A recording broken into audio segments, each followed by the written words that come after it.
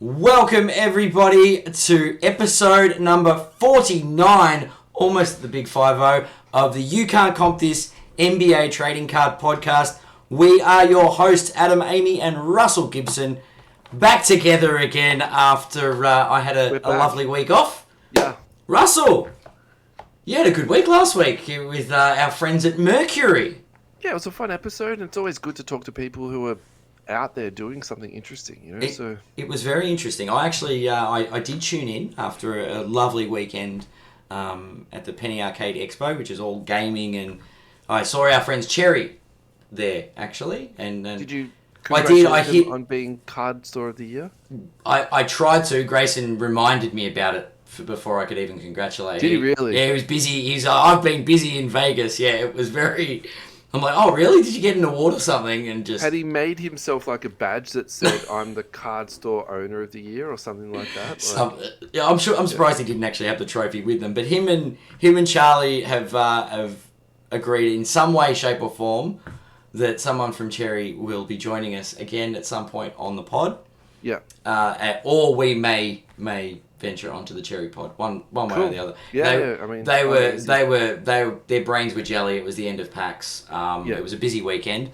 Yeah. But yeah, looking forward to another collab with the guys at Cherry. I'm not going onto their podcast unless Grayson gets a tattoo that says I'm the Card Store Owner of the Year. And it could be on his knuckles. Even if it's on his knuckles, that's totally fine. Oh, that'll be that you're going to give the man ideas. You are going to give the man ideas. That's fine. That's my ultimatum, Grayson, if you are listening. We're not coming onto your show until you get some ink. I feel that like either Dale, Blake, or Charlie will be joining us on this podcast before that happens, but you never know. You never know. Anyway, in all seriousness, congratulations. It's an insane award. And also, I wonder how they even pick it out from all the shops, in the world. So, either way, congratulations. It's just it's a massive deal. Yeah. Let's recap. Yeah, back to your guests from last week. Back to us. Let's talk about us. Let's not worry about Cherry. So Mercury.com came on and had a chat to us. What were your thoughts about last week's episode, Dad? It was good. I know, obviously, after discussions off air that you had a few dramas with the audio, but I didn't notice any problems. I thought it was a really informative episode. I like the product they've come up with, or the concept at least. Yeah. I've seen them a couple of times now at the Hobby Hangout, and look, I'll be a lot bigger fan once I win that Kobe, because I'll be signing up for an account. Ditto.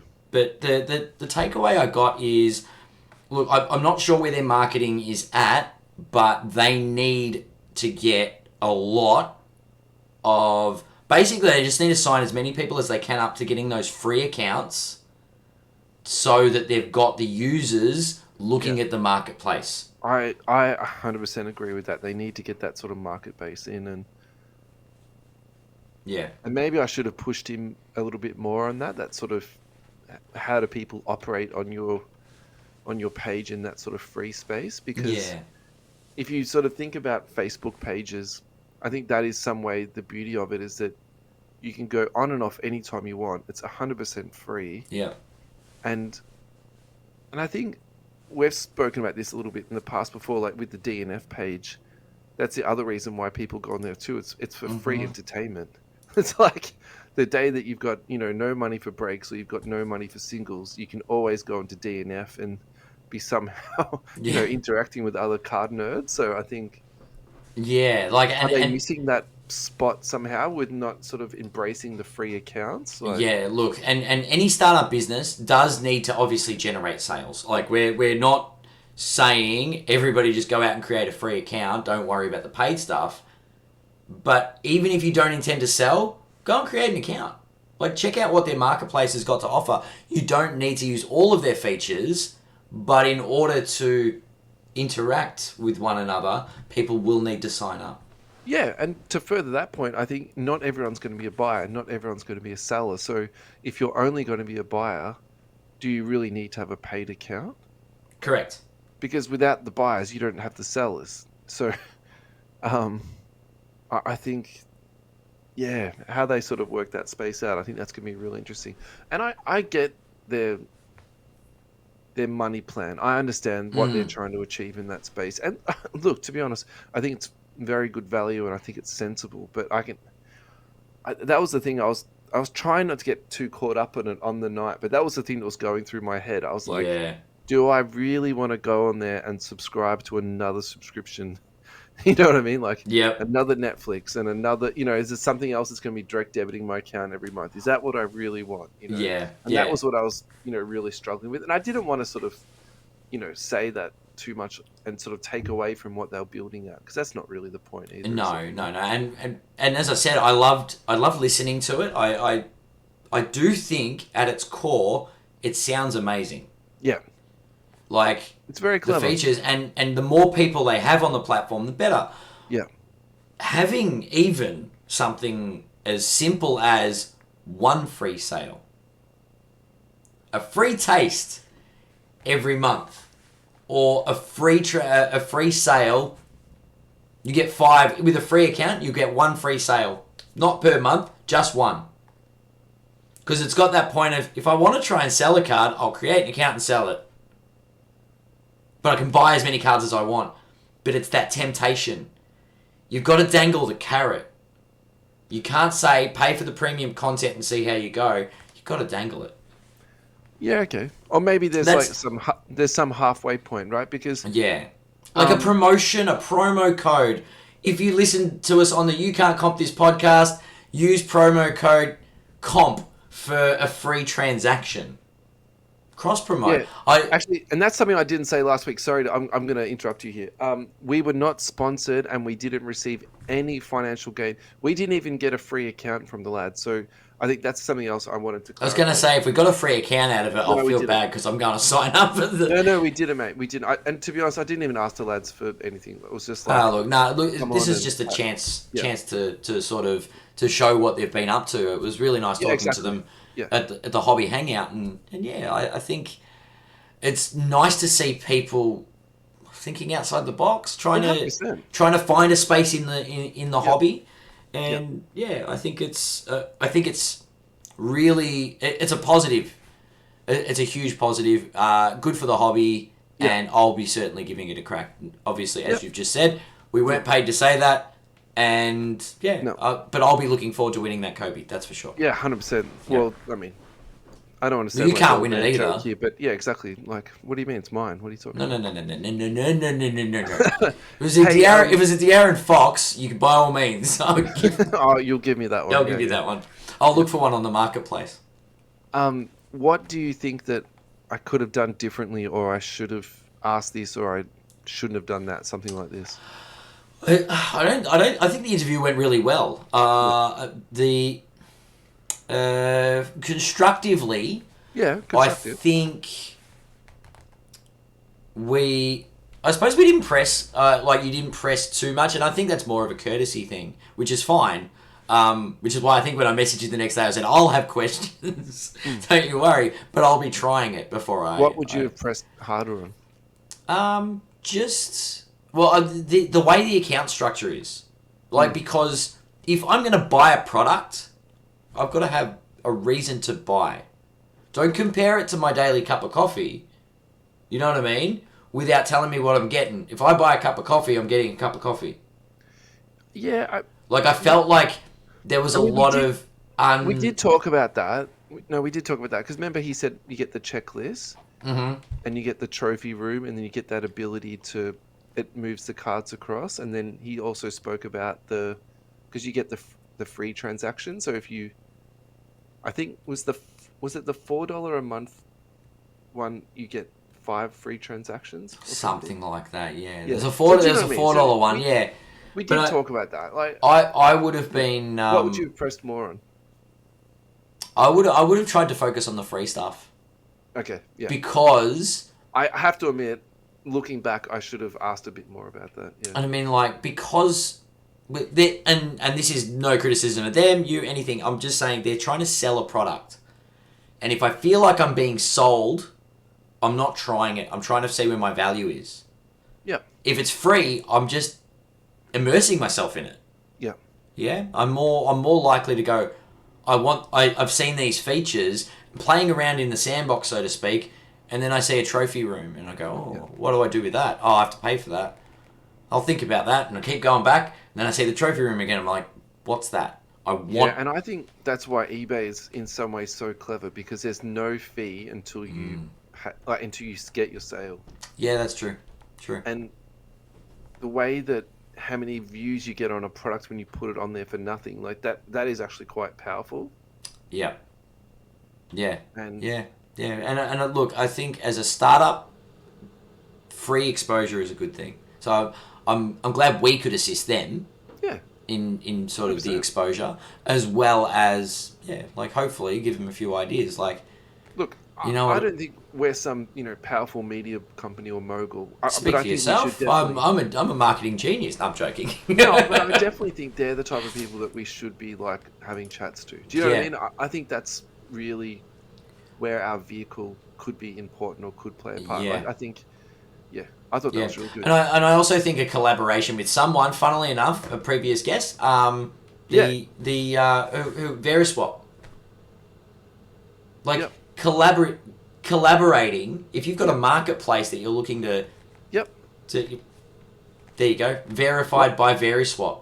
I thought you were going to say Khalil. That's what I thought you were going to say. Or you've got multiples, right? Yeah, Collabing as these places that have different niches within the market. yeah, But yeah, you're right, and someone like Khalil to reach out to as well, and yeah, be like, how can we collaborate to a get the maximum exposure for the product, yeah, and something that's mutually beneficial. yeah. So sticking in the veins of how we can improve, can we do some reductions from the Oh, last couple of podcasts? fine. Do you want me to kick off with my muck I'll up? go first. That's All okay. right, that's Like I'm fine. happy to go first. So my one was when we were talking about the Clippers, when we did the deep dive into the Clippers. I said that the head coach was Doc Rivers, which I clearly know Doc coaches Philly, and They- that Tyrone Lue is the coach of the Clips. And then the other mistake I made when I was talking about that was Isaiah Hartenstein. So he's actually now contracted to the Knicks. So ah, and it's actually really funny. At the time when I was reading through the roster, I couldn't see Hartenstein on there, but for some reason I had in my head that he was a Clipper. So yeah, look, I'm sorry I didn't actually write this down in my notes who reached out to me, but a listener did reach out to me and set me straight. So thank you so much for that. I really do appreciate it. I thought you were going to say that Tyronn Lue reached out to you and said he wishes Doc Rivers was the head coach of the Clippers given their last couple of seasons. But anyway, I get the feeling probably Tyrone doesn't listen to our pod, but you don't. we can wish. We do have. I literally think everybody listens to the pod. So All right, what's your confession, Ad? I cannot find the exact tweet, Instagram, or Facebook posts. Hang on, you need to preface this so people know what we're talking about. I said there were more Zion cards than Jordans, and You I said gave there was more inserts. inserts. Yeah.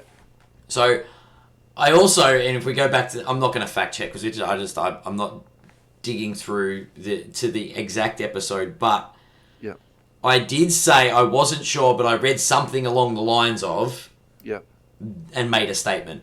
It wasn't true That's because fine. we've sort of had a look at it, and So it's the other way round. But yeah, why don't we talk about what we were presented with? Because I think that's probably more interesting. I don't look. We're gonna make mistakes, mate. I don't think that matters one bit. But I think. oh what is look, interesting I do think maybe we need to pre-record it. All of this is personal opinion and not fact checked in the slightest. We No. don't have a legal department in order to we do not. We do not. to cover it all. So please. But yeah. Why don't you tell us what we did? Have you got the stats in front of you? If you don't, I'll take them. I've got photos. So there's 14,807 Jordan inserts, Yep. and there's 5,191 Zion. So So I'm like backtrack onto what Yeah. I thought I said and what I meant to say if I did say it, I guess.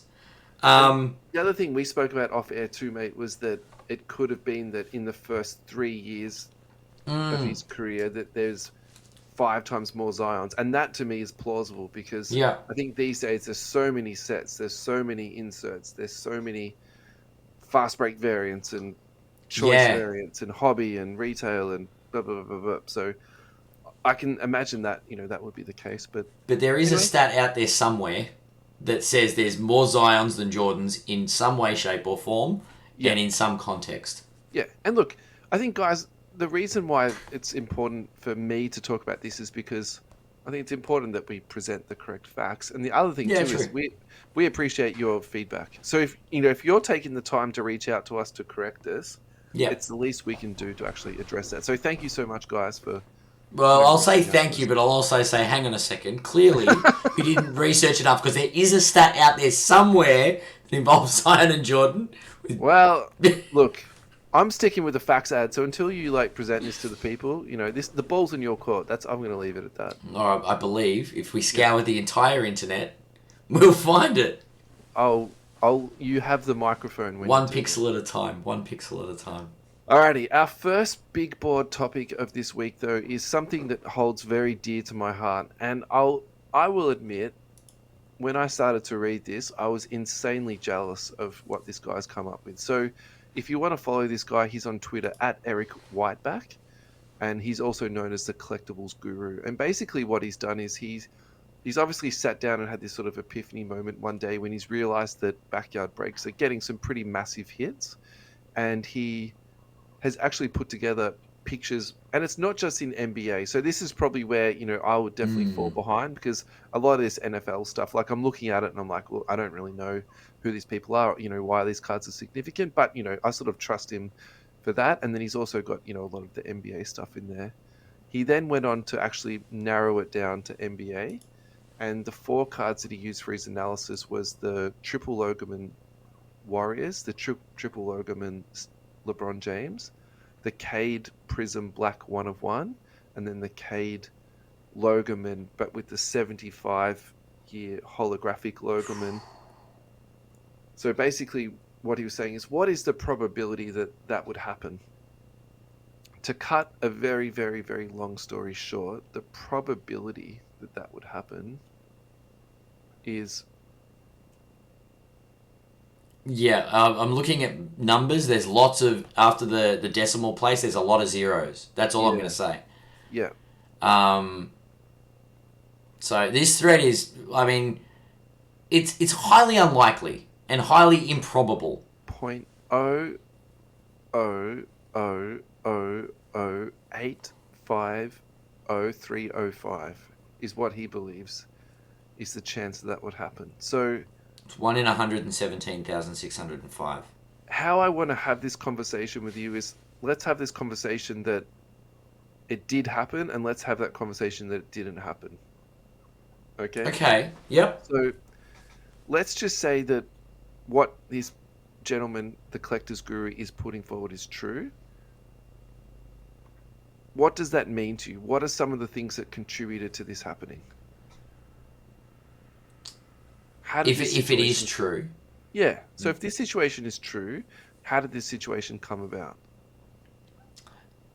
What situation is true? Because there's been a few allegations or suggested results from here. Yeah. So Panini are sending purpose. hot boxes to backyard breaks. Great. Okay. And that's one of the points, is that National Treasures and Flawless is hand-packed. Yeah. So it's possible to send particular people or particular breakers boxes that have got good cards in them. That's one of the things. Yep. Good. Yep. What else does this mean to you? So, well, I mean, they did say there was another post talking about this because it's the value of the products, right? They didn't buy them at the price that they currently are worth. So the millions of dollars that would have been spent is it's value of the product, but it's not what was paid for the product. Anyway. Yeah. So on that point, so just to give people if you don't know this or you don't understand this, what that means is that if you own a storefront, or you're someone that can actually get a wholesale account, what it means is, as you build up your account with that company, they'll give you more and more wholesale product. So the question is how much of it that they're breaking is full price, and how much of it is at wholesale price? That's what you're talking about, isn't it? Yeah, because it's got to even get a 0.5% chance of hitting these 4 cards, they'd have to have opened almost 27% of all product. That means they would have had to get open 30 flawless boxes. Sorry, 30 times that percentage is 1,125 flawless boxes, 5,132 NT boxes, Yeah. and over 2,000 Prism first off the line boxes. Yeah. So And the value of that came out to current value is $40 million. yeah. They're saying that would have to get that lucky, statistically. Well, I think that means that if you wanted 100% chance for this to happen, that's what you would have to pay. Yeah. Because one thing that did come out, so Backyard Breaks actually responded to him, and they responded to him publicly, and they also responded to him in PMs, and one person apparently anonymously responded to him. And one of the things that came out of the anonymous response was that they break 12 boxes a day of NT. So I suppose to give some context to that, when you say that 12 boxes a day, that is a massive, massive breaker. I would say that most breakers in Australia, if they did 1 or 2 boxes of NT per week, I would probably say they've had a very, very good week. These guys are doing 12 boxes a day. So I think just to give that some context, like they're getting through a lot of product. And yeah, I won't present the flip side to that. I'll hold that for later. But just to give some context, they are breaking an absolute boatload of stuff. So just to give them the benefit of the doubt, the more that you open, the more likely you are to get bigger cards. Of course. Like, you're less likely to get a case hit if you buy a booster pack out of a box. Yeah, or if you only do 1 box out of the case instead of the 2, right? Correct, right? Yeah. I'm just reading the response from. What else do you think is at play here? Panini giving, just without the knowledge of Backyard Breaks, actually sending. If you think this happened, why do you think they chose Backyard Breaks out of all the breakers? Why? Socials. Yeah. Because of their social media presence. Because they appeal to young people, they are doing crazy stuff on camera, they make it fun, like what, Yeah, but that's they would have gone the top X breakers. How much is spent with? They break a lot of product, as you've just said, right? Yeah. So it's a lot of money going to Panini. So you think it's expenditure? Yeah. Yeah. It's a loyal customer. Simple as that. Yeah. We're gonna put the spotlight on these guys. Yeah. So, and I'm not, and it's been suggested too, and I think in one of the more recent comments or posts, the collectibles gurus said he's gone. They might not know that they're getting loaded product.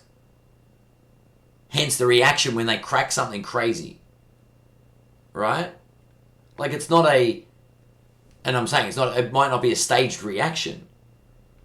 It also, and it's not necessarily everybody at Panini. Yeah, I'll buy that. If Panini's involved, it could just be as small as one rogue employee going, let's see if everyone noticed this breaker gets all the good hits. And sneaking stuff. And look, it could just be random. As improbable as it appears to be from the deep dive so far. Yeah. Right? So... Yeah. All right.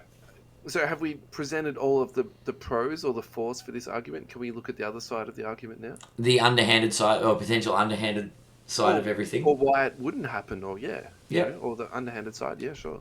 You have the floor. All right. So my feeling about this is that what we just touched on then, and I don't want to sort of go over what we just said, but I'll just really quickly touch on that, is that if they are handpicking this company because they're young and they've got a big social media and they're trying to bring more people into hobby, young people sort of get the next generation in, because it's sort of considered like an old man's game. Mm-hmm. I can imagine, why they would do that. That's totally fine. But at the same time, I think one thing that the collectibles guru, probably didn't maybe touch on is that, like, the 4 cards that he chose, like, yeah, I agree that they're definitely some of the better cards out of all of those sets, but they're not the best cards that you can get. So True. there's other really good cards that will come out of those sets too that I think that, you know, would have gone to other breakers. And like a Cade 1 of 1 came out of an Australian breakers that, to be honest, is not, Mm-hmm. I would say, not 10% of the, the volume that backyard breaks are doing, right? So Yeah. I think that sort of conspiracy theory that all the loaded boxes are being sent to one particular breaker, or and to be fair, I think this same sort of conspiracy theory has been threaded before with Leighton cards. That Leighton cards, they're getting all the loaded boxes, and you always see all the good cards coming out of Leighton. But I think if you actually sit down and watch their breaks, like they have some absolutely appalling breaks, and then you just see like the highlight clips that come up in your advertisements, for 1 or 2 seconds, and you see these massive Mm. cards. Like, you're not watching the other 25 hours of them sitting through busting open these boxes, to get that one card. So I think that's probably Yeah. like, No, they my haven't even got 5,000 followers on Twitter yet. who's that? Backyard Breaks. I'm going I through their wonder if links. that's a medium thing, and that They've got a TikTok though, maybe they're and big they're on on Twitch TikTok. and Instagram, and Well, they've got a Discord. They're very very forward thinking to the younger market. It's what's fair. their TikTok and Instagram followers? Like, I would guess that it's 20 times Twitter. Here is my TikTok. Here we go. Let's hope it doesn't have the volume on or any I mean, crazy let's keep sounds. it real. Twitter is for like conspiracy theorists and 400,000 right-wing. followers on TikTok. All right. Yeah, there you go. For, right-wing politics and stuff like that. Like, that's Instagram. Let's see what Twitter's place. Instagram says. All right, 100,000 followers, but it is. It's still quite a. It's a big difference. That's a lot of exposure. Hmm. So. Yeah. And so, what's some of the other reasons why this didn't happen? Well, It's it's a reasonably large-sized conspiracy that you need to actually pull off. And Mm, you said before that it will be just one person. I think that's the type of thing that one person couldn't do this alone, because that means you'd have to know the person who's packing it and then sealing it, and then you'd have to make sure that like post it out to them. And I think that if there was this sort of conspiracy, that's a pretty it's a very long-winded and well thought out and well planned conspiracy. yeah. Um, Yeah.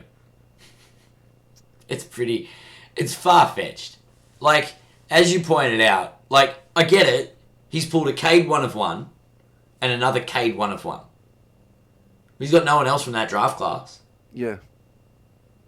You know what I mean? Like, there's no, oh my god. Like, The other thing, when Backyard Breaks did respond, they actually said that not all of their product comes direct from Panini. It comes from variety of sources.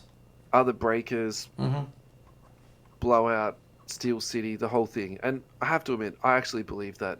There's no way that if you're doing 12 boxes a day, that you're just buying off one person. There's absolutely no logic to that. And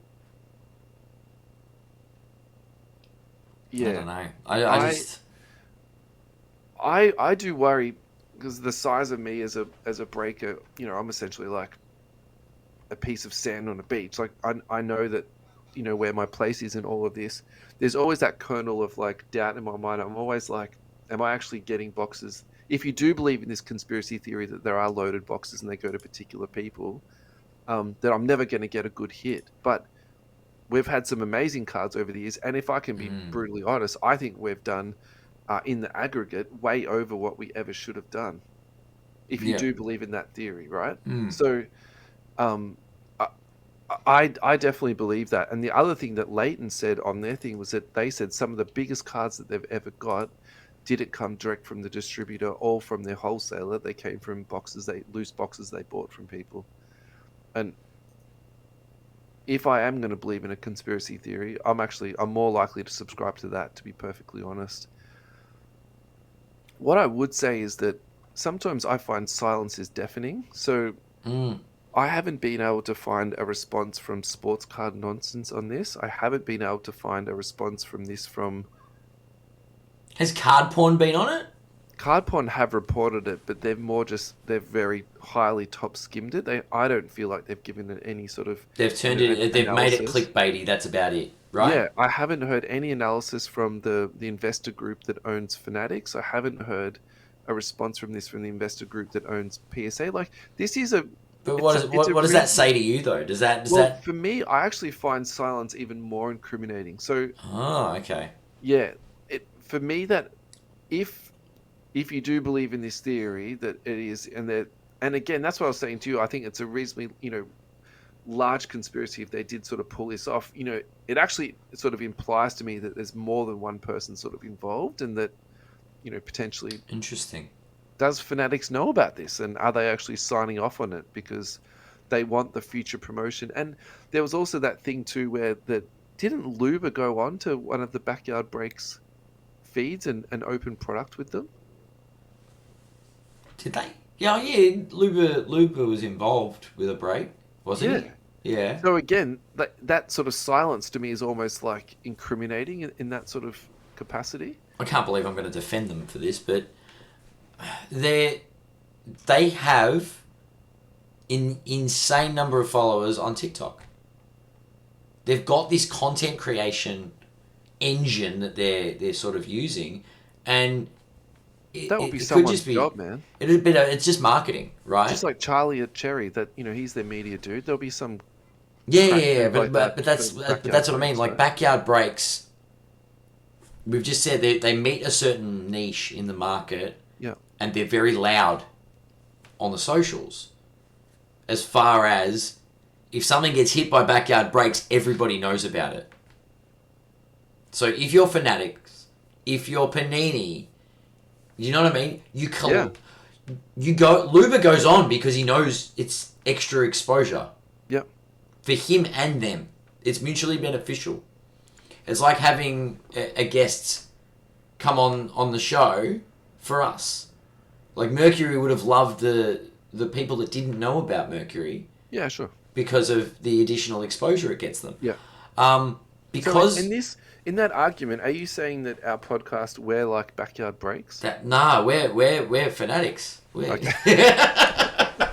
Come on, come on. All right, maybe we're back in breaks. But what I'm saying is Josh Luba has come in, right? Fanatics are taking over Panini. So go on to the biggest, loudest platform Yeah, yeah. to promote yourself. Get some light shone on you. Yeah, Yep. Yeah, for real. And that's like, this is where the torch is being passed to. Look at me. yeah, So that could be as innocent as that. They're just collabing for exposure, for market exposure. yeah. I'm not saying it's not underhanded, and time will tell because I'm very, very time will tell on things at the moment. But yeah, I think it's interesting.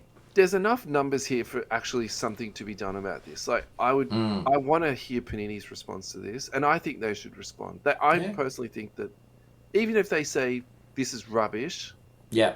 and your stats are wrong, and this is why your stats are wrong, blah blah blah blah blah. I think that's what they should do, That's fair. even if that's, you know what I mean. Or they should say, we've done an internal investigation, and you're correct. You know what I mean? Like, there should be some response. Like, so. Any final thoughts on this, mate, before we move on? Watch this space. I think the powers that be, like card porn and sports cards nonsense. Yep. If there was more to it, they'd be investigating it harder. Yeah. And I don't think they're being silent because they're covering stuff up, because that's not their style. Yeah. I think if card porn gets wind of it and it does stink, it'll be plastered. Yeah. So it's not about the powers that be not being vocal. It's about the ones that are normally loud about injustice not paying it much attention as at present. Yeah. Okay. So But look, yeah. my final thought is, I think that this was put together quite well. I think there is some assumptions in his statistics, and I think there is some. It's not 100% perfect, but I think it's done well, and I don't think he did this directly for clickbait. I think he put a lot of thought into this. So, very well done to him. A couple of weeks back, I was actually talking about on one of the break feeds I was doing, I was sort of spitballing, what are we going to talk about for the show? And one of the things I've always wondered about was how many boxes of NBA hoops is there? Or how many cases? Mm.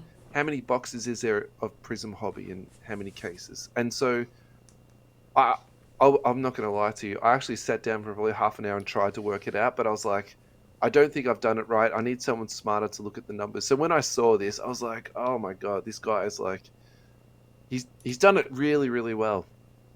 I think doing it on smaller sets is probably a little bit easier. So for example, if you look at Flawless first off the line, the way he's laid the maths out on that to work out how many boxes there are, like that's actually really easy, isn't it? Yeah. And then it also highlights, I'm going on a tangent here, but at the same time, it also highlights why first off the line should be so expensive. Like when you look at the print run of that, even compared to Flawless, which says,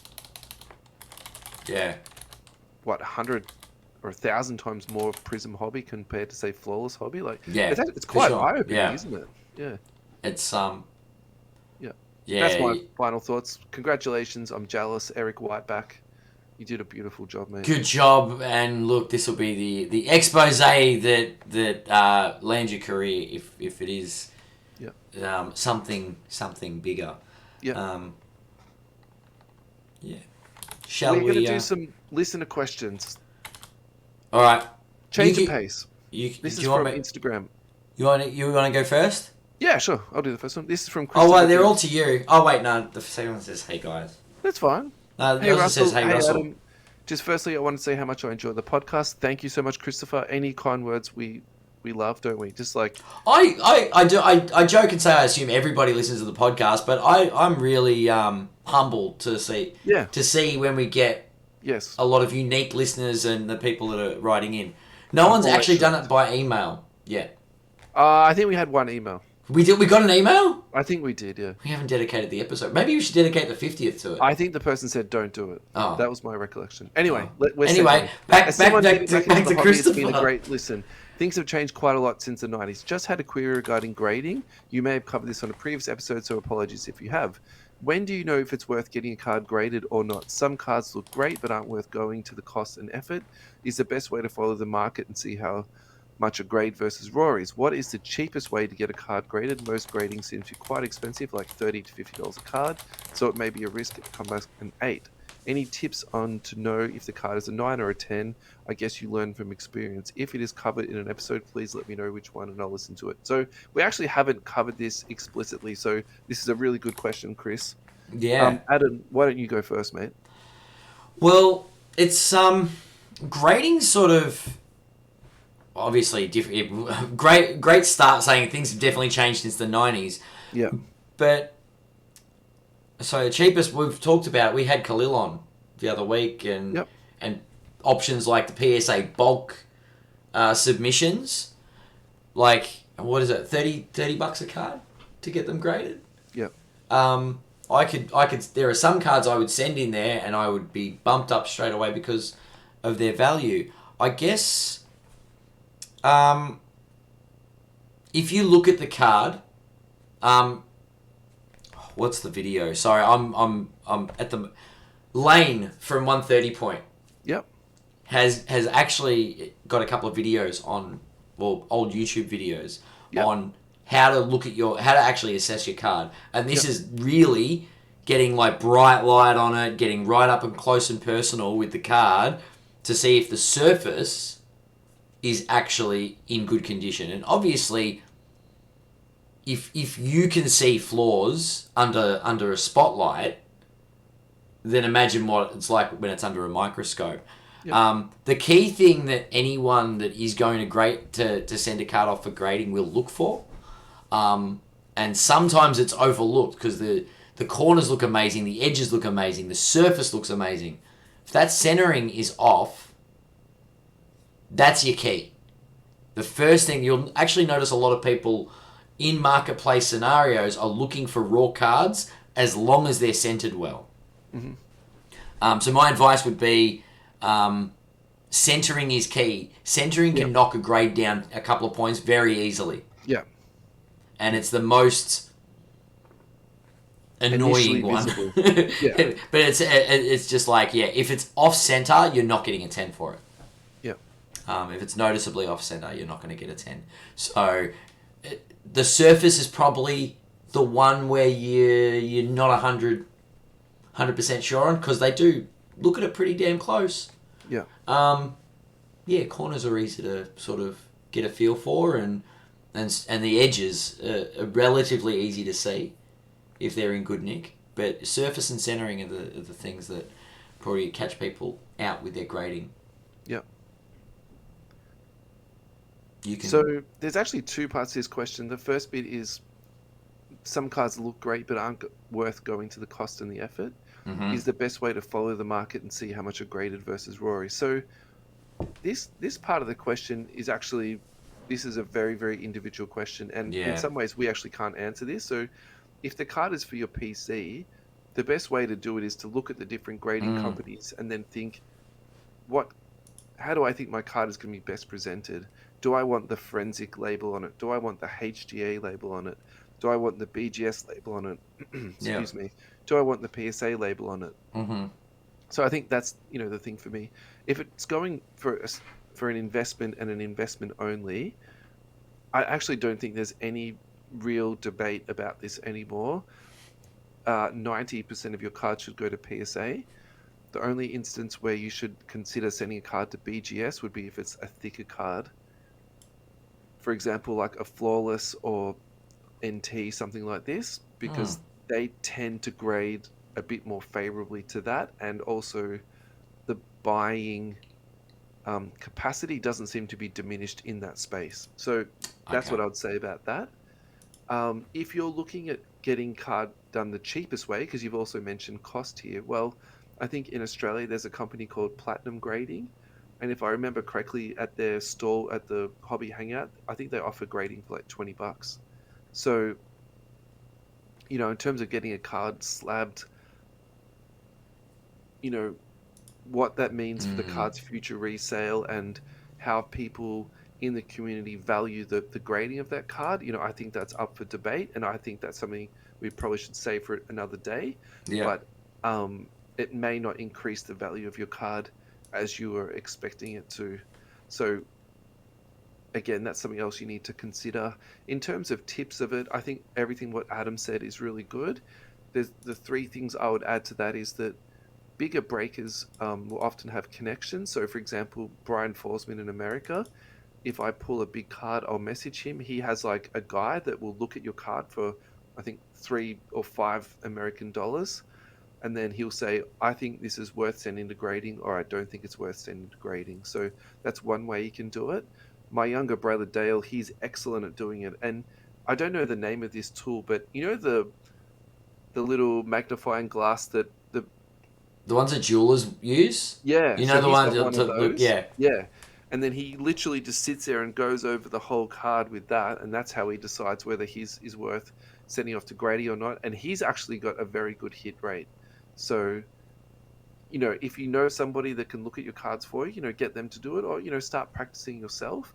The final one that I'll say, and this is a little bit out of the box, but it's actually excellent. I would say this recommendation is excellent. So forensic grading, their whole spin on their company is that they're open and transparent. So actually what they do is they do whole walkthroughs of their business, and they actually sit there and show you how they grade cards. The other video that they did too is they graded their card, and then they sent it off to PSA and BGS.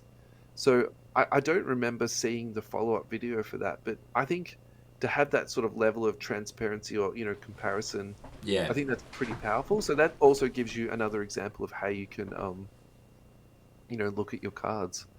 So yeah, I think that's my answer to that question, Chris. I hope that helps you, mate. And once again, just thanks for writing in. Like we really appreciate it. It's great to have something to have a bit of a chat about, and hopefully we help you with deciding which cards to send off. And hopefully you've got a couple of gem mint ones there that, I don't know, our friend Khalil might see at some point and send off grading with PSA. Yeah, hopefully that'll be great. Yeah. Alrighty, you happy to do the next one, mate? I am. So Timothy Lynn wrote Yeah. in. What platform was this? Was it Instagram as well? Also Instagram. Also Yeah. Instagram. Hey guys, just recently got into your podcast and have been loving it. Been especially loving your talks about the low mid-end stuff with cool sets to collect for people who aren't paying more than $100 a card. Yep. In New Zealand, the market for low-end cards is pretty rough because you Yep. end up buying so many low-end cards and paying shipping $5. You don't need. You pay $5 for something. You really don't need a low end card that ending up as a $10 card. So you're actually doubling the price by paying shipping. Yeah, because half of it's shipping. Yeah. Yep, half of the shipping. It's getting to the point where I'm considering buying from Aussie and just wondering if you could lead me in the right direction. Maybe someone who enters Hornets or someone who only enters Bulls breaks as he PCs both LaMelo and Lonzo Ball. Don't forget there is a third Ball brother in the league now who is with the Hornets, by the way. Well, actually, he got waived today. Was in the league for the Hornets. Thanks for the fact checking there, Russ. That was great. I was on the toilet today and it came up on my Twitter feed. Oh my God. Poor guy, he got waived. Yeah. That's going to be my Instagram feed tomorrow morning, I reckon. Be like, bye-bye. See ya. Oh, well. It was fun while it lasted. Yeah. Oh, well. Jeez. Not long enough to get a basketball card made, probably. Yeah. Happy to sell off the base and inserts. I almost never collect parallels unless it really catches my eye. Also, if you've got any other recommendations for places to buy cards from other than Facebook groups / marketplace or eBay, I'd be super keen to know. Sorry for the TED Talk. No, don't be sorry. Timothy, thanks for writing in firstly. Buying a $5 card and getting slugged with $5 shipping. Yeah, it's brutal. It sucks, doesn't it? It's just not a good feeling at all. I did this with a board game the other week. I paid $40 for the board game and paid $60 postage on it. Yeah. So yeah, it's not fun when you get stuff from overseas, and if the local market isn't all that big with regards to the hobby, then it's harder, especially when you've got a very specific PC. As far as other places, I guess the Facebook marketplaces are where a lot of the transactions happen. However, last week we discussed a product called Mercury, a company called Mercury, who are going to have their own little marketplace. So look, that might be a platform to jump onto the free platform to buy some cards from their marketplace as it grows. I wasn't an intentional segue, but that's definitely a place where you might be able to purchase cards for. The other thing is, I guess you can go in some breaks. What are your thoughts? Yeah, so the way I read this question is it's a two-part question. It's about collecting information and he's asking a question. And the other part of this for me too is the relationship building side. So I'm sort of going to answer this question by not answering it, but also I'm going to answer it in two parts. So I think part of your problem is that you live in a country where there's not a lot of transactions happening, and also too there's probably a little bit more going on across the Tasman, and I definitely do understand that. But I would also say maybe part of your problem too, Tim, is you just haven't built up enough relationships, because there is stuff happening in the New Zealand market and there is stuff happening in the Australian market. It's really about you sort of tapping into that. So I would probably just say, just spend a bit more time, searching on Facebook for groups. When you get on those groups, start going into when you see a post and just engaging with it so people start to see your name. Yeah. I think the other thing too is that a lot of pages these days, when you're a new member, you get that sort of new member emblem. And I think sometimes that's actually a little bit of a red flag for people when you're then going on and, doing a whole bunch of deals when you're new. So sort of, get past that sort of stage, build up relationships. And the other thing too is ask people to stash your cards. So what I mean by that is find someone who's doing regular sales. So one of the people that probably comes to mind for me is Luke. I won't use his last name just in case he doesn't want me to, but Luke does, sales regularly, and he doesn't post his cards out to me every week. He'll actually hold them. But how I manage that for him is I always pay for my postage up front, and I say, do you mind holding them for your next auction? And then when the next auction happens, if he's happy to hold them for me again, he'll do that. And, I combine the postage into that. So, we had that sort of trust relationship where I'm very happy for him to hold my cards, and I've got no problems, with him doing that. And he sells all the time. So I don't think I'm causing him any great inconvenience. And when he's like, I've had enough of holding your cards, he just posts them out to me because I've already paid for the postage. So I think that's the type of thing that you can do. In terms of your suggestion about going into breaks, 100%. And that's a real thing. So any breaker that you go in with, Tim, will hold your, well, I can't say any, I can't speak for all, but I would say 90% A will be lot of breakers, yeah. very happy to hold your cards. And the interesting is, because I have a couple of New Zealander customers, and actually the postage when you buy a satchel and you're doing a big bunch, I think it's about $18 or $20. So, you can easily do like 50 or 100 cards for $20. Yeah. So, that's actually quite economical when you think about it, like per card. It's not cost Yeah. prohibitive at all. So again, and I think that's a relationship building thing, mate. I think you need to get in there and, have a chat to breakers and, reach out to them, say, this is my situation, this is what I want to do. And Yeah. my final thought about this is actually two thoughts. My final two thoughts about this, another thing to sort of unpack a little bit differently, is ComC. So I know that's in America, but essentially ComC is this huge warehouse of cards, and all the cards have been posted to ComC. So you go in there, you buy all of your cards, then they sit in your digital account, and then when you want to ship them all out, you combine the shipping on all of the cards and then post them all out to you. So whether you're shipping from America to Australia or America to America or America to New Zealand, it doesn't really make that much difference. Yeah. So that's something else you could consider too, Tim. Yeah. And then the last thought is actually, so in America, there's like shipping companies that you ship all your cards to them, and then they stash them for you, and then you message them, say, I want all my cards posted out at once. And actually, it's a very economical way to do it. There's different ways. Some of them do like a yearly subscription fee. Some of them do like, they just sort of charge you within the postage that you pay, and then also they might do like a scanning fee. I'm pretty sure one of the companies does that. Yeah. As far as I know, that doesn't actually exist in Australia. So is that actually a business opportunity for some young hustler to offer that? And Well, this is I don't think what, Ross will be yeah. angry when I say this. So Ross, the guy that I do USSCA with, he's been talking about doing some type of consignment service in Australia. So Yeah. Ross has spoken about it. Tim's sort of kind of like leaned into it a little bit here. Maybe there is enough demand now in Australia for some type of consignment service in Australia. Yeah. The Australian market is growing, which is Yeah. great. Yeah. Yeah. So yeah, that'll be my response to you, Tim. I hope that wasn't too long-winded. Look, I think it's a great idea. Like reaching out to us, we appreciate it. Yeah, But it's a yeah, great just question. interact with the rest of the community. Yeah. You'll find like-minded collectors. You'll find people that are more than happy to part with their ball cards, be it the Bulls variety or the Hornets variety, I'm sure. Yeah. But just get chatting. We chatting in the community. You don't always have to be transacting. Just merely talking about basketball cards in some of these marketplace style groups. Yeah. It's not always sale thread after sale thread. And you will start to see people who are, that you can see that they're reliable sellers and that you can trust these people. And I think, that's part of it too, is, finding people that you enjoy dealing with, and, and they'll help. Look, most people will help you out. Yeah. And if you're looking for a real laugh and really want to get chatty, go into the DNF page and buy someone's progressive.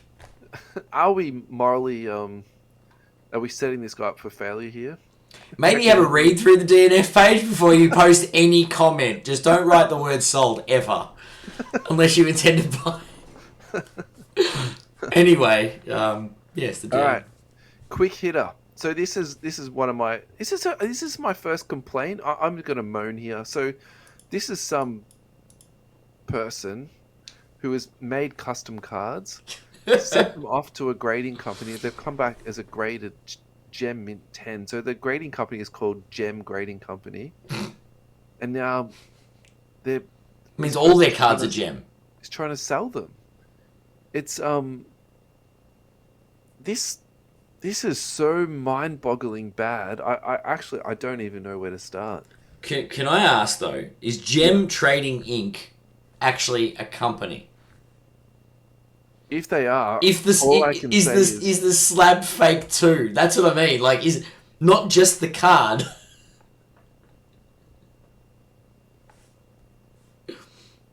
There's a little bit of comedy in that. no, no, it's actually not. It's so ridiculous. I'm gonna Google them. Oh my They're god. they're actually a company. No. Yeah, and they do custom slabs.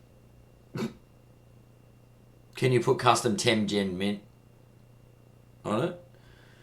The only thing is the label that they have on the website doesn't look like what they've got on this particular post that I'm looking at. So it's entirely possible that not only has this person made a fake card, he's also made a fake slab. Like, you can't put it past someone that is going to go Oh, that much like I effort. don't put anything past people these days. Yeah, It's like what the actual. I don't know. Look, to be honest, I just think this is just the utmost. I love the fact he's like, I'm sure there'll be a lot of negative comments. So if you're interested, if you're interested, shoot me a PM. Anyway, let's move on. All right, Any as a final quick hit thoughts up, on this? Yeah. fake cards, fake news. Don't worry about it. Let's Yeah. move on. Don't pay it any attention. It's not worth it. So when I put this into the run sheet, I actually put this in last week. So this is a little bit of a coincidence, but 2 posts from at Eric Whiteback in 1 week. But it would have been 1 and 1, and also to be fair, the other one was topical. But anyway, 2 posts from him. So From the guru.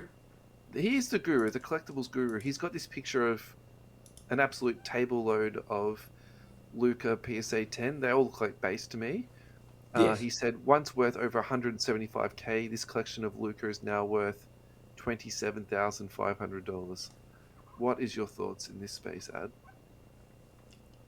I think I think somebody did a similar post mocking this with Kevin Durant. But anyway, um,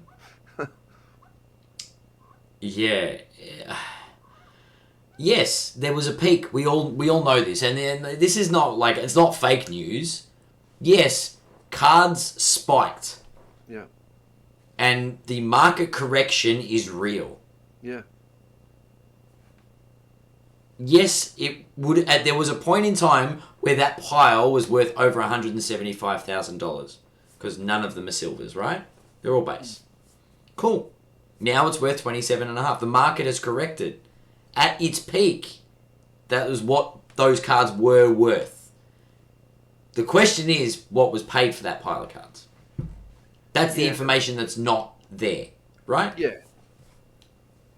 And I agree with that too, because if you tried to sell every single one of these cards at the peak, that would actually push down the price. Mhm. So, you can't, have your cake and eat it too. Yeah, I think, in and that space. it's like me putting a bunch of cards up and going, at their peak, this was worth 500k. Now it's worth $25. All right, so you don't. I'm read not through talking about the Garrett the V Friends cards at all. But anyway, but do you know what I mean? Like Yeah. at their peak, V Friends were selling for 10 grand a box. We should check Was in it? on it. Something like that. It was crazy. Nah, it wasn't 10 grand. It was like 1,000, wasn't it? Something ridiculous. I'm not even going to do the read. No, I can't do it. Let's just redact Yeah. that straight away. Anyway, V Friends was selling for 1,000,000 times more than what it should have been. We can safely say that. Can't we? Yes, way too much. And now they're worth jack.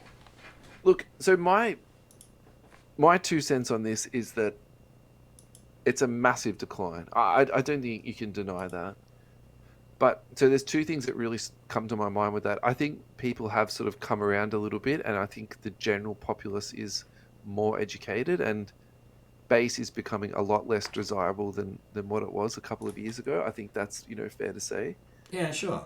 The other thing that is really sticking in my head about this is that is it actually now time to buy Luca?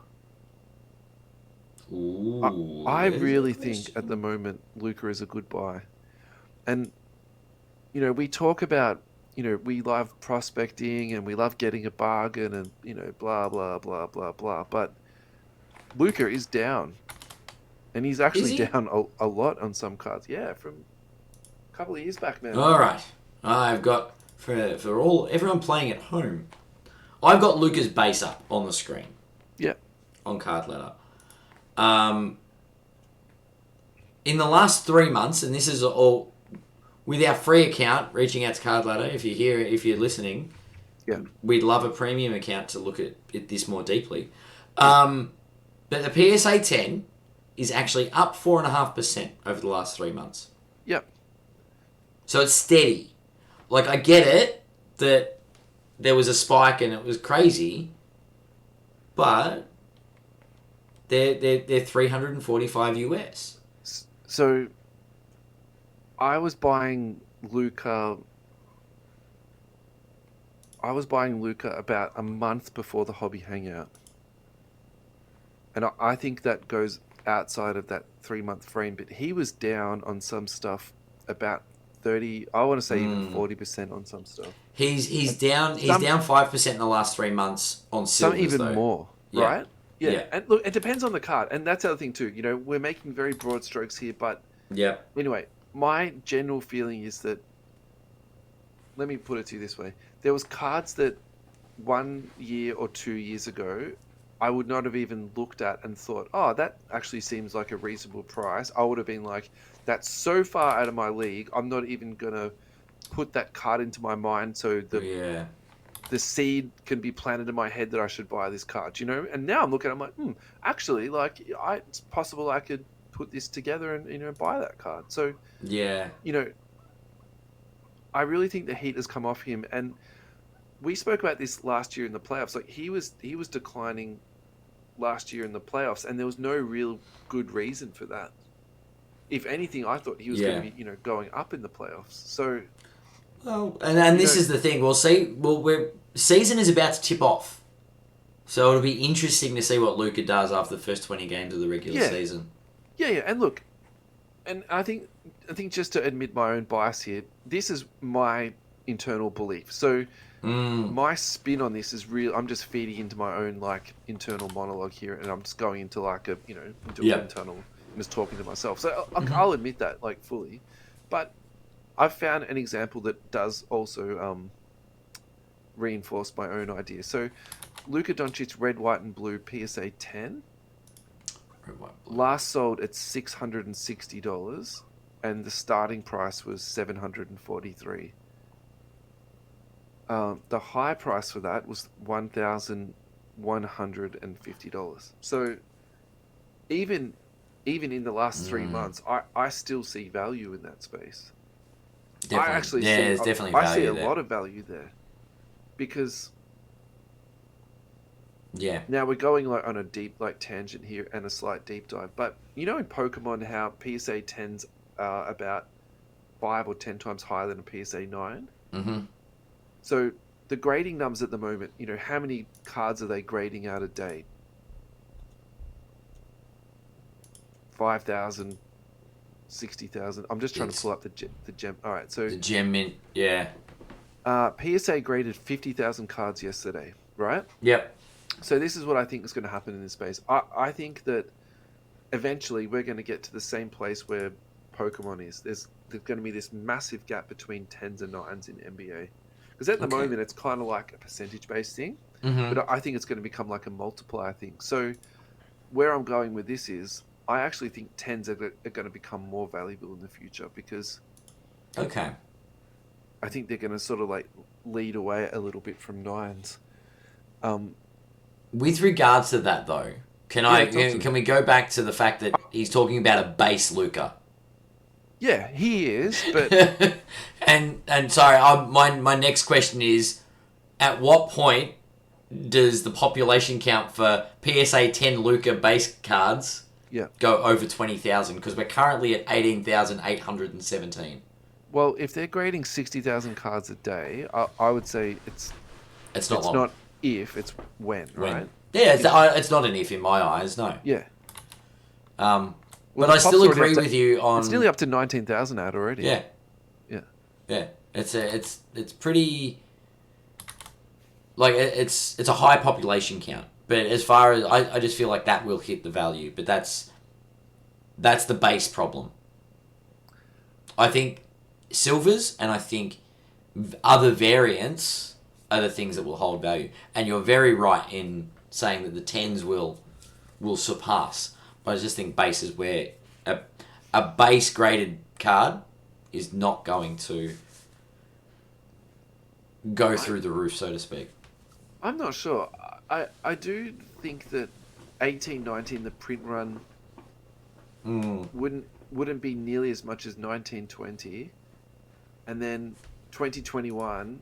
I think that's when I think everyone can pretty well acknowledge that's when the print runs just went absolutely bonkers. Yeah. So are you still catching this dude at a time where the print run, isn't that wild? Yeah. Yeah. True. It's I think on a base PSA 10, if you get it for a good price, I think even now, it's gone down so much. I mean, these were selling definitely for 600 US. Yeah. But that was crazy high. Like that's the Faruga rule, right? Faruja. Sorry, Josh. I think so. My assumption on Luka is that he is going to be like the next. Jordan's not the right word, but say the next LeBron in terms of hobby collectibleness. So I think that's where sort of my head sort of thinks with Luka too. That's what I was saying before about as much as I love prospecting, at some point you have to kind of put your stumps in the ground and say, well, this is the dude that I think is going to be the one. Stick to your gun. In my mind, why isn't it going to be Luka? You really need to provide me with a good reason for him not to be. He's got everything to be extremely successful NBA player, and he's miles ahead in terms of his age where other athletes were at that point. So I feel pretty safe. For me, he's like very much a blue chip stock. Look, like I agree, Luka is a safe bet. I just think base is not where you want to be looking for your value. Yeah. Long term, I'm sure. Like don't see Luka base card PSA 10s becoming worthless. Yeah. But yeah, what happens in a spike is we see prices spike. And people were paying future prices at a point in time. They were worth future prices. Yeah. So I suppose what you're saying is I shouldn't be really comping back to a time when that time was too crazy. Yeah. It still happened though. It's not like it did. Look. Yeah, a hypothetical situation. Yeah. So yeah, it did happen, and the reason I'm referring to it as when people played future prices, is because I think those prices will happen again. Yeah. The market has just corrected to its normal trajectory. Yeah. So, if you've got those, hold them because they'll be worth $600 one day. You've seen the spike. We're going to get back there. Yeah. I put up on socials a couple of weeks ago about the eBay authentication system and process. Yep. And the reason I did is because I had my first experience with it. So. Oh, lovely. We didn't get a lot of responses back from it. Yep. So I can't really feedback anyone's user experiences. But if you do have them, please message us, or if you can find the post, or even if you post on one of the weekly, whatever, we don't care. Just tell us. We want to hear. But Card Porn did come up with this, and basically, what they've found the loophole around this is that if you sell a group of cards, they then aggregate the graded lot. So if you've got 3 cards in it, that 3 cards doesn't get sent to the authentication process. So they've already, people have already found a loophole on that, and then and in this instance that Card Porn was highlighting was that they were actually selling fake graded cards. They were selling fake PSA cards. So that is an absolute loophole. I'm reading through these. It's going to get interesting. My experience was that I found the experience very irregular. So what I mean by that is I actually bought a very high value raw card, and I bought it from Probstein, and for some reason that wasn't sent to the authentication. It should definitely have been sent. but it wasn't. And then I bought a much, much lower value card that was graded, and then that was sent to authentication. So if I Wow. if I had a choice, which I don't have a choice, but if I did have a choice, I would have liked the raw card to be sent for authenticity, and I would have preferred that the graded card was just sent to me quicker. Mm. So As I said, I applaud the system that eBay is trying to implement, but I still think it's fraught with danger, and this has just my clarified that. my biggest question is who pays for this? Everybody Is that uses Feebay. yeah, but nothing is free. Like, but is it built into into Of the? course it would be. They'd be rolling in cash for it. There'd be I don't I reckon there's a deal. I reckon there's got to be something. I don't doubt that eBay's cashed up, but what I'm getting to is that in the future, is this going to be an additional fee that we're going to have to pay? And then who has Authentication fees. yeah, and then who Yeah. has to foot that? Does the buyer have to foot or the seller? Ooh. Probably the And if the seller has to, are seller. you allowed to then on charge it to the buyer? Yeah, well, that was the thing. Well, all right, so devil's advocate, because Yeah, card well, porn's already gone and said what a disgrace this is, especially with eBay's response. But anyway, it'll get too much for eBay. Too many cards going through it, too hard to go through this process, and it'll be, as the buyer, do you want to pay for authentication? like an opt-in. Yeah. So I would have opted in with like bells and whistles and flashing lights for that raw card that I recently purchased. Mm-hmm. No, nothing. No Yeah. choice. No blah blah blah. Nothing. I And just think that's how it needs to happen, and that might mean that there are some people that are going to get shafted because they want to save a couple of bucks. But it's like insuring postage. If you pay for authentication,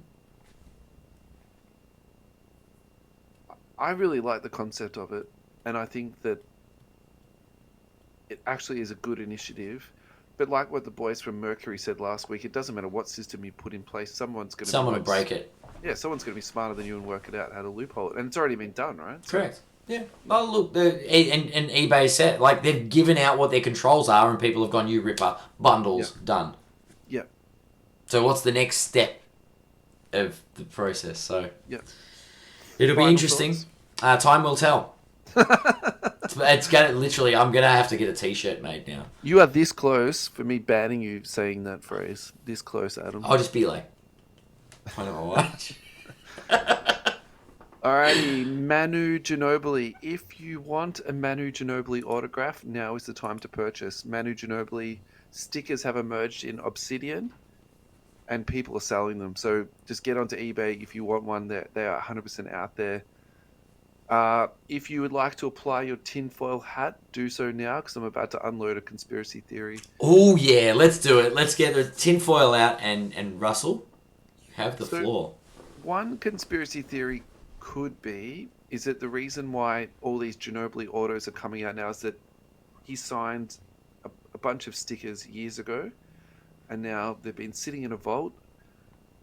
Maybe Panini's been sold. Maybe they're transitioning into the next phase of their company. Maybe Fanatics is taking over and they've asked them to, close up a few small problems. For example, maybe they've asked them to sort out their redemption process and fill people's redemptions with points or other valued autograph cards. I got an email the other day for one that that I'd forgotten I'd emailed about. Yeah. And it says your redemption is now tickets being closed. You've now got 150 points. I'm like, cool. What was the card? And if I can't remember what the card is, it probably wasn't really worth worrying about. But yeah, it's interesting that they're starting to tidy things up. Yeah. Can I throw a ridiculous conspiracy theory about the Manu Ginobili autos? Let me get my tinfoil hat on 1 second. Good. Yep, sweet. Go. All right. So, new team is going to be started in Vegas, and LeBron wants to purchase it. I think Manu wants in. Really? Yeah, he's just like, Panini, I'll sign. Give me, I'm going to make some money. He's going to buy a team. There's nothing serious and nothing that substantiates what I've just said, by the way. Yeah. I was going to say a I'm gambling not debt, sure. but I'm not sure about this theory, Ad. his revenue raising on Manu's account. He's like, I'm bored, I'm retired, just give me some cards to sign. I mean, anything's possible, right? Cash grab. He's got a gambling problem. I don't know. He wants to buy a team. So, Obsidian to 99 sold for 73 USD. Like, this stuff is collectible. Auto to 35, 107 USD. A 2003 for Upper Deck on-card auto, it sold for 151. Obviously, that's an older card. Yeah. And there was one that I was bidding on was a Prism card. I think that went for 100 USD. It was a Prism Fast Break. Oh, wow. Yeah. Oh, wait, is that? No, it's another So- Obsidian. I think there's two parts of this. I think he has a real sort of like cult / niche following. Oh, the 1718 Prism Fast Break. Yep. It sold for $84. Yep. I'll lie to you. It's over 100 Australian, so. Oh yeah, well over. The exchange is so bad at the moment. But I think the other part of this too, like being pragmatic, there's not a lot of this stuff floating out there, and he hasn't signed a lot. So No. if you are a Manu fan, like you sort of Get you on do it. need to pull your big boy pants on, and you do need to do it now because they will dry up. And also to how much more Obsidian are people going to be opening? Right, it's not going to. This is true. This is true. Not going to last forever. We've got before we go on to the next topic. Yeah. I will just say in the Facebook feed, Mark Walton has been asking about Chet. Has he? Yeah. Hey boys, let's talk anything Chet. Wow. PSD Chet. Let's go, Mark. We are going to be talking about Chet. And that, look, we could play this two ways. We can say, Mark, we're talking about it because of you, but the truth is it was already in the feed. I was going to say I did put in the chat that we were that it was coming up. Yeah, it's on the run sheet, so it's next on the chat. Let's go. I believe Mark Walton posted, it was a few days ago. In NBA Trading Cards Australia. Just inquiring, got my card back from grading today, and just seeing if anyone would know a rough idea of what it may be worth. Not for sale, not for trade at this stage. That was 3 days ago, so it might be for sale now. To which you responded, there is a lot going on here. Chet isn't currently signing, and by reading various snippets and between the lines, it's possible he won't be signing for a while until his contract is resolved. With Tops, that is, when I say his contract. His contract, yeah. Yeah. When I saw Chet on the run sheet today, by the way, I was like, isn't he injured? Is he just not... Yeah, he's And injured, then I remembered the story, the Tops nonsense. Yes, it's a pre-rookie card. Yes, it's unofficial. And yes, it's platinum graded. Yeah. And he's out for the year. But all of these things are irrelevant. People love rookies, speculative purchases, and he's a freakish talent. Now, there aren't a ton of Chet autos out there. Who knows? Maybe he's the next Dame Lillard or Kawhi. But who knows? They've both only got a handful of autos out there. Chet the next Ginobili, right? Yeah, and we just spoke about Ginobili. Now, Chet isn't currently signing, so I think it's a collectible item, so congrats on the cards. Yeah. Grading issues aside, this is your aside. This can be fixed if you or the buyer really wants that red, white, and black label. Send it off to PSA. Do a crossover grading option. Problem solved. Yeah. So we're chatting about we're chatting about the card now. What are your thoughts on the card, Russell? I think you've said a lot here. Yeah, I was going to say, I think like most of my thoughts is there, but I think for me, the really interesting sort of takeaway from this chat thread is actually no one gave him an answer of how much the card is worth. And to be fair, neither did I. But what people did do is like completely rag on Platinum's grading. And I think part of what they were ragging on them about was the resale value. And so, I mean, that's like, that's just boys will be boys, right? I think that's what that sort of comes down to. Yeah. Look, I actually did a little bit of comping on this. I think this will go around for the 300 to 400 Aussie mark, Yeah. and that's as we stand now. And I think that this is a really tough one, actually, because I was thinking about this. Like, if someone gave me 400 for that, would I take it? And probably the answer is yes, because there is some risk that the price on that actually would go down. Yeah. Because if Wembanyama goes to OKC next year, I can tell you who we're not going to be talking about, and that's going to be Chet Holmgren. That's true. So, He's also injured, so he might not even come back in the first place. no, I'm saying, I think it's fair to say he'll be back in 12 months. But the day that he walks back on the court, he's also walking back with his 7'6" point guard. No one's going to be talking about Chet. Case in point. You know, there is that sort of risk. The flip side to that is there is a real risk that Chet doesn't sign again.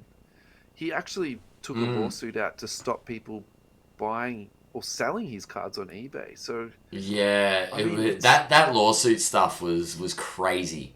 That's quite dynamic in the sort of, you know, the trading card, you know, space. I personally find that quite unusual. So look, this is a really tough one to me because I think there's a lot to love about this card. And if the only thing that you've got to hang up about this card is that it's platinum standard gradient, I mean, geez, like, just fix that, man. Yeah, you can It'll send cost that you over. $100, flick it off to PSA, problem solved, honestly. Bang, yeah. Yeah. Well, and the question is, what would PSA grade it if it is a 10? Like, what would they charge you? Would you get upcharged? What would the perceived value of it is? No, I think if you paid the $100 grading, you'd be pretty right. You'd be fine. Yeah, that's what I mean. Yeah. Like, it's. Can you get it in at bulk prices? Can I pay? Can Not crossover. You can't do crossover unless you crack it. Yeah, Unless crack you it crack yourself. it yourself. Yeah, no. I don't have the testicular fortitude to be cracking a card like that. Yep, that's completely reasonable. Yeah. Yeah, good pickup though. Like I actually think it's like, well, yeah, if he doesn't sign and OKC are talking about him next season because they're unlucky and don't get the number one pick. Yeah, that's how the Chet redemption arc, where he's still in a legal feud with people over him not signing with anybody and not signing cards. It could be a very rare card. It could go up a lot, Yep. but it's a hell of a gamble. Is that a buy, hold, or sell for you, Ad? Hold, not for sale, not for trade. Yeah. Good pull. Look, I would probably sell it. I think. And that's also just the way that I'm building my PC at the moment. Yeah. I don't want to keep talking about, I'm going to leave him unnamed, but there's a lot going on in his space at the moment. And that's just, you know, it's a real hit or miss card, that one. So, yeah. But yeah, beautiful, absolutely beautiful card. So It's nice. I think we've got time for one more thing. What do you think? Probably one more thing. We probably need to give a team some love next week. Yeah, I was going to say, I think we should miss that, but we should definitely do pocket change. Well, I was going to say, all I've got for pocket change this week is a bunch of pins that I got from PAX, and they have nothing to do with basketball. Okay. So, okay. I didn't really... I was board gaming last weekend. Well, I've got two, because one for this week and one for last week. Sweet. Yeah, and I'm on a bit of a Markel Fultz bender at the moment, so bear with me. I would not know what a Markel Fultz bender felt like, so I'll... Well, okay, hear me out, right? Yep. Very, very young, coming out of college. Probably went to an environment that wasn't that nurturing to him. And now that we're looking back in the rearview mirror, there's not a lot of people that survived out of Philadelphia and, you know, left that place thinking, oh, that was a great, solid working environment. Like Brett Brown, who most people would consider, you know, a top bloke, it ended very badly for him. And I don't think it should have. Yeah. I think that's fair to say. He wasn't really set up to succeed. Ben Simmons, I don't really think he's walking away from Philadelphia, you know, thinking... Look, I'm sure the list would go on, and I'll also put Fultz into this too. in some ways, though, him being traded from Philadelphia to Orlando was almost like a mercy killing. It actually gave him the chance. Mercy killing. Well, actually gave him the chance to reboot, and he's still a young guy. He's a young guy. So for me, yes, I know he's old news in the sense that he's 17, 18 draft, but I still think there's enough time for him to get his stuff back together. He played so well at the end of last season. I've actually been watching predominantly Magic games in the off season. That's like how tragic I am. I think he had some moments, honestly, that he just looked absolutely fantastic. And I think he's still maybe not in 100% athletic shape, but you can also see that he's built up his body and he looks a bit sturdier. He's broken his toe, so he's going to be out for, a bit of the season. But that's the type of injury that I think is... I mean, look, at some point you have to kind of say, the guy's injury prone, but I would also say too, it's a little bit freakish, so I'm not that fussed about it. So the two cards that I've highlighted is a PSA 10 Prism rookie card. It's a green. It's sold for, including postage, $20.50 USD. So that's probably around $30 Aussie at the moment. So what's the compromise here? The compromise is that it's a green. Mm-hmm. And that's it really. Other than that, it's it's a perfect card. I was very, very happy with that pickup. I've got no regrets on that. And then that's the great. second one, Mosaic Silver PSA 10, again 17-18 rookie card. This is not a joke. $12.50. Hang on. Can you repeat that? Sorry, $12.50 US cents. So that's probably like $20. maybe $17, $18. $18, yeah. Yeah, but still, like, good value. What you get for $18 these days. You can't pay for grading for $18. You cannot. You cannot. You know what I mean? Grading. Like even bulk submissions, you have to pay more than that. Yeah, so he's quite down at the moment, and I think part of, there's a lot going on with this guy, but I think part of it is it's the off-season swing, and then he's got another injury, so Jesus. You got nothing? I've got nothing. I was going to say, I was collecting pins at PAX and playing board games for them. I haven't really... work's been flat out, so... No, that's fine. I've been in sort of... in nerdy gamer mode for the last what feels like perpetually a couple of weeks, but there's been work in between that. But I will have something next week. It is a fractured toe. Okay, that's... I was gonna say that's good. It's not good, but it was good because I got the information right. We won't be called out again, Ad. Alrighty, final thoughts, mate, before we sign off. Final thoughts. Wow, that was a big episode. It was. I think next week's probably going to be just as big because it's the big 50. 50 episodes. Yeah. It's been fun, Ad. And it's the start of the NBA season, so there's going to be heaps to talk about. Yep. Can I preface that by saying that Jordan Poole just signed a massive contract extension. So let's see what the Silver Prism Jordan Poole movement looks like next week. I can tell you my breakdown is going to be very short about Jordan Poole. Wait a second. We'll save it for next week, but... I'm starting to look up to see if it's going to be a good episode or a bad episode. Alright, while you're doing that, I'll go through my final thoughts. Yep.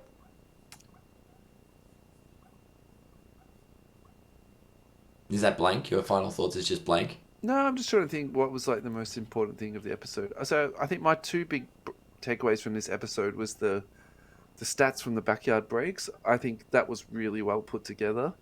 And I think that's actually created a lot of really constructive conversation. Whereas, sometimes a lot of feeds sort of go down that sort of negative thing. So I really enjoyed that. And I think the other one probably that's maybe angry is actually the right word, is that graded cards that then got sent to a grading company. I just think, we talk about these grading companies and how that you should grade with PSA and, what's wrong with giving these other grading companies a chance. It's stuff like this, to be honest. It really fucks up these, like, smaller grading companies. To me, that is just... I actually can't put it into words how bad I think that is. You know, It's I so think that's problematic for people that don't understand. yeah. And to be honest, even to me, I look at those and they look perfect. I actually wonder why aren't the companies out there suing the pants off this dude? Like if that was Disney, they would have They would have a law. been They'd be in prison slapping him already. with a lawsuit. Yeah, yeah, like for real, right? Like, why is this, It's harder. It's harder. You know why? Because the hobby's not regulated. You know what we're gonna? You know what the 50th episode is gonna be titled? You can call it whatever you want, Ad. All right. I'm gonna spoil it right now. It's gonna be. Do you remember when Jordan Poole PSA 10 silvers were $1,000? Ha ha ha. But he's up 2% from the last 3 months. But it's not $1,000. I'll tell you that. All right, let's just hold that thought for next week. My final thought is thanks to all the listeners. Yeah. That was like it's fantastic just having like all these the new people that are coming, writing into the show, interacting with us on Facebook. Yeah, for real. It's great. It's bigger than it's growing at a rate that I wasn't sure it would grow at, and it's really humbling just to Yeah. sort of to be getting so much positivity from the Yep. community. It's great. So yeah, keep writing in, keep chatting with us, fact check us, give us some topics to talk about. I'll go out and do some homework and we'll get some pocket change from me next week. But yes, thanks again, everybody. Yeah. Thanks, everyone. See you next week. Thanks, guys. Hey, Ad, you want to answer Facebook questions? I was going to say, the only question I've got is from Samuel, which is, what is it? The Shade and Sharp. Yeah, you want How to... will Shade and Sharp do this year, boys? I'm hoping he does really well. Looks like he's sort of, if he does do really well, he'll be filling the void left by CJ McCollum. So He's a shooting guard, isn't he? all right, give me a minute, because I think Shaden Sharp has been actually killing it in Summer League. Has he? Yeah, so I can stop the recording the podcast, kind of.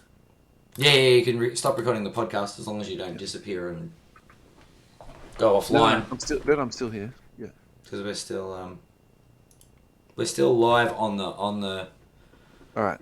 I've got on Twitch and I'll go back to Facebook. password reference. Hang on a second. All right, guys. This is the beauty of live. We say we do no preparation, but we actually do some preparation. Do a little bit. Yeah, we do a little bit. But yeah, anyone that's still around now, feel free to ask. Big thanks to Mark for tuning in thanks for to the coming show. on, Mark. Yeah. Waiting for that check question. Who have we got? Yeah, interesting. See, they don't put the stats up of Summer League. Interesting one. But if he was killing it in Summer League, like, it doesn't always translate, but it'll be... There was it's someone good in signs. Summer League that was really killing it. Yeah, I'm just trying to think. Was it Shaden Sharp? I'll it's going to be a small sample size theater, but I'll try and find one of his box scores off League Pass, and then I'll go from that. Because and there was someone that came into my feed too that was like just throwing dunks down, and he's super athletic. I'm just trying to think if that's who it was. All right, I'm going. I don't want to know what his youth league stats are. It's amazing you can find that, but we can't find NBA stats, isn't it? Mm-hmm.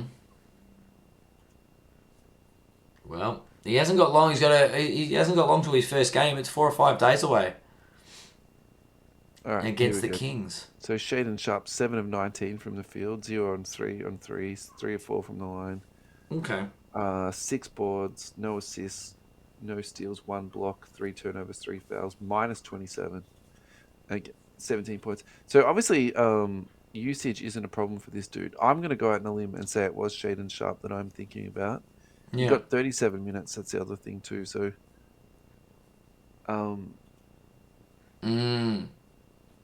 It's an interesting roster there. I'm just trying to. 6'6", 19 years of age, rookie. All Oh, here we right. go. The last 5 games. 2 points, 5 points, 27 points. Here you go.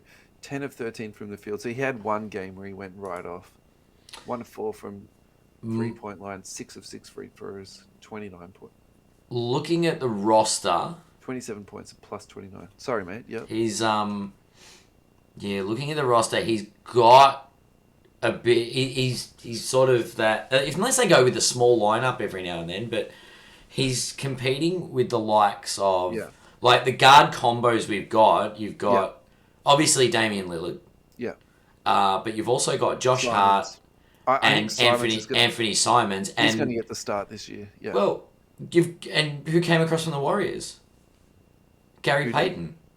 Yeah.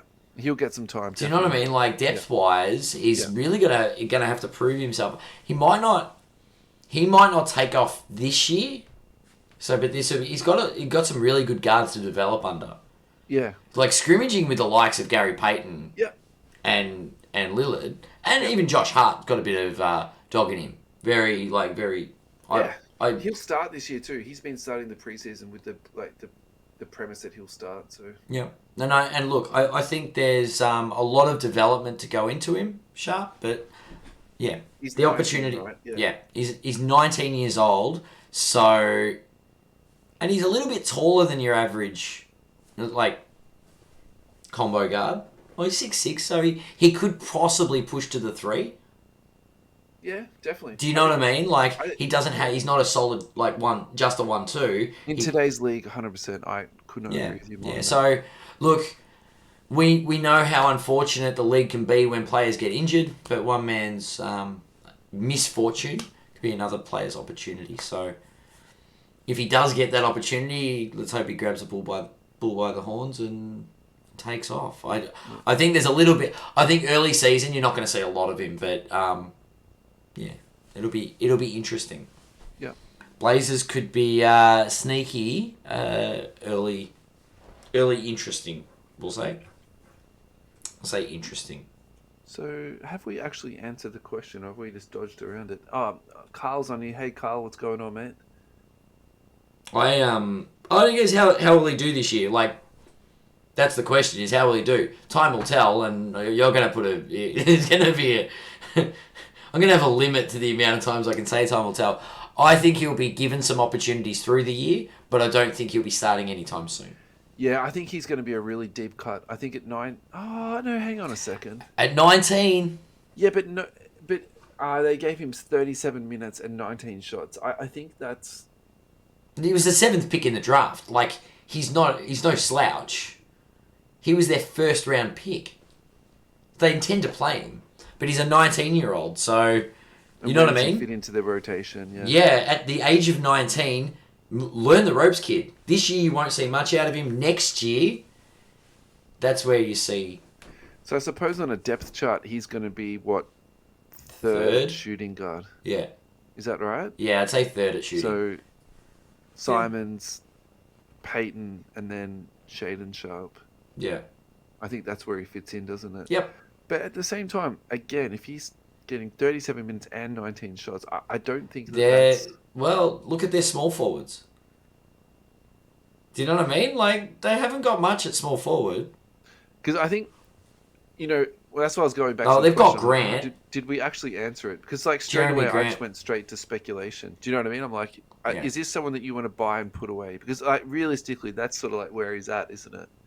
Look, I speak about this a lot. Where do you find pockets of value, right? Yeah.